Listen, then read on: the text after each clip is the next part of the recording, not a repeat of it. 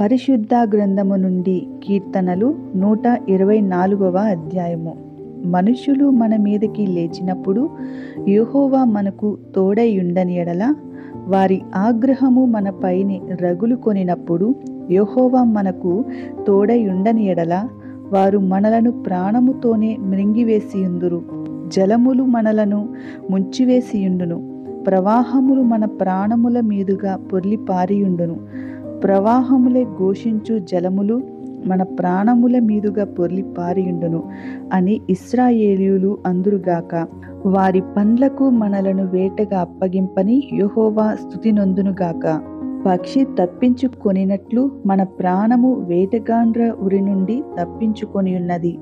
ఉరి తెంపబడెను, మనము తప్పించుకొని ఉన్నాము. భూమి ఆకాశములను సృజించిన యెహోవా నామము వలననే మనకు సహాయము కలుగుచున్నది.